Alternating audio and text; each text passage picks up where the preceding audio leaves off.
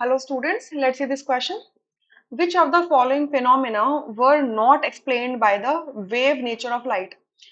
ये चार यहाँ पे चार ऑप्शंस दे रखे हैं। चार ऑप्शंस में दो दो फिनोमिनाज लिखे हुए हैं। आपको बताना है कि कौन से ऑप्शन में ऐसे फिनोमिनास लिखे हुए हैं जो वेव नेचर ऑफ लाइट को एक्सप्लेन नहीं कर सकता। लाइट जो होती है एनर्जी है। अब एनर्जी क्या होती है? एक स्मॉल पैकेट्स ऑफ एनर्जी, मतलब स्मॉलेस्ट यूनिट या स्मॉलेस्ट क्वांटिटी ऑफ एनर्जी के फॉर्म पैकेट्स के फॉर्म में कैरी होती है, और स्मॉलेस्ट पैकेट्स को हम फोटोन कहते हैं। ठीक है, तो जो फोटॉन्स होते हैं ये पार्टिकल की तरह भी बिहेव करते हैं और वेव की तरह भी बिहेव करते हैं।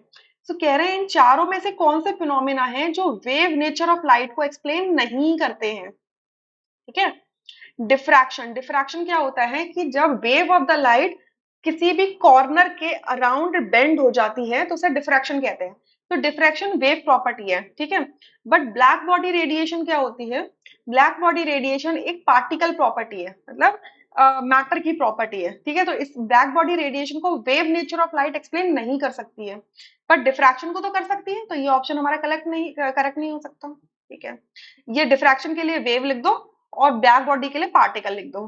ठीक है, सेकंड में लिखा है इंटरफेरेंस। इंटरफेरेंस का मतलब क्या होता है? इंटरफेरेंस का मतलब होता है जब दो लाइट्स क्या करती हैं, या तो सेम या तो डिफरेंट फ्रिक्वेंसी की अगर वो वेव्स हैं तो वो कंबाइन कर जाएं। ठीक है, अब वो कॉम्बिनेशन कंस्ट्रक्टिव भी हो सकता है या डिस्ट्रक्टिव भी हो सकता है, उसको हम इंटरफेरेंस कहते हैं।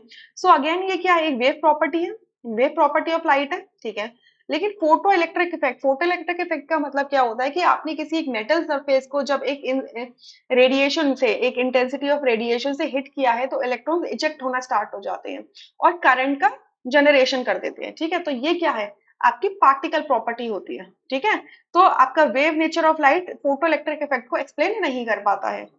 ठीक है, क्लियर? सो ये ऑप्शन भी हमारा करेक्ट नहीं है, क्योंकि यहाँ पे एक वेव को तो इंटरफेरेंस को तो एक्सप्लेन कर देगा बट फोटो इलेक्ट्रिक को इफेक्ट नहीं करेगा, एक्सप्लेन नहीं कर पाएगा। थर्ड में कह रहे हैं फोटो इलेक्ट्रिक इफेक्ट क्या है? वेव नेचर को एक्सप्लेन नहीं कर पाएगा, यानी कि पार्टिकल प्रॉपर्टी है।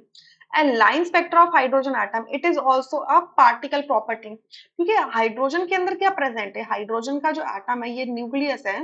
ये न्यूक्लियस है तो इसकी जो शेल है इसमें क्या है? ये इलेक्ट्रॉन प्रेजेंट है, और भी आपके शेल्स प्रेजेंट है। ठीक है, तो ये इलेक्ट्रॉन क्या करता है? एक लोअर एनर्जी की शेल से हाई एनर्जी की शेल में क्या जाता है? ट्रांसफर हो जाता है, एक्साइटेशन शो करता है, और इसी एक्साइटेशन की या तो अब्जॉर्प्शन स्पेक्ट्रा देगा, या फिर एक्साइटेड से जब वो ग्राउंड में आएगा तो एमिशन स्पेक्ट्रा देगा। तो ये जो दो स्पेक्ट्राज मिल रहे हैं जिन्हें हम लाइन स्पेक्ट्रा कहते हैं। ठीक है, लाइंस ऑब्जर्व होती है यहाँ पर, क्लियर? फाइन लाइंस ऑब्जर्व होती हैं, या मैं कहूँगी lines, not fine lines, lines observe होती हैं। तो ये किसकी वजह से हो रही है? ये इलेक्ट्रॉन की वजह से हो रही है ना, क्योंकि इलेक्ट्रॉन ने एनर्जी को ऑब्जॉर्व किया है। क्लियर? तो लेकिन ये जो लाइन स्पेक्ट्रा है ये wave nature of light explain नहीं कर पाता है। ठीक है, सो आपका थर्ड ऑप्शन यहाँ से करेक्ट होगा। क्लियर? आपका क्या होगा? थर्ड ऑप्शन यहाँ से करेक्ट हो जाएगा। उसके अलावा हम फोर्थ ऑप्शन एक बार देख लेते हैं। इंटरफेरेंस वेव प्रॉपर्टी होती है। ठीक है, और variation of heat capacity of a solid as a function of heat, function of temperature, ये आपकी पार्टिकल प्रॉपर्टी होती है। कि यानी कि आपका जो सॉलिड है, सॉलिड किससे बनना होता है? कुछ पार्टिकल से बना होगा ना, और वो पार्टिकल्स के बीच पे इंटरमोलिकुलर फोर्स ऑफ अट्रैक्शन ज्यादा होती है और इंटरमोलिकुलर वॉल्यूम कम होता है। तो यानी कि अगर आप एक सॉलिड को टेम्परेचर के रिस्पेक्ट में हीट करोगे, ठीक है, आप देखोगे कि पर डिग्री टेम्परेचर चेंज हो रहा है तो वो कितनी हीट एनर्जी अब्सॉर्ब कर रही है। तो बेसिकली इस सॉलिड के पार्टिकल्स पर डिपेंड करेगा। ठीक है, सो अगेन ये भी वेव प्रॉपर्टी ऑफ लाइट को एक्सप्लेन नहीं करता, ये पार्टिकल प्रॉपर्टी ऑफ लाइट को एक्सप्लेन करता है। इस वजह से फोर्थ ऑप्शन क्या हो जाएगा? करेक्ट हो जाएगा। सो इस पूरे क्वेश्चन में third option is the correct answer, rest are incorrect. आपको रेफरेंस लेना है तो आप एनसीईआरटी 11th क्लास की पार्ट 1 पेज नंबर 39 में जाइए, आप वहां पे पढ़ सकते हैं। Right? I hope you understood this question. Thank you.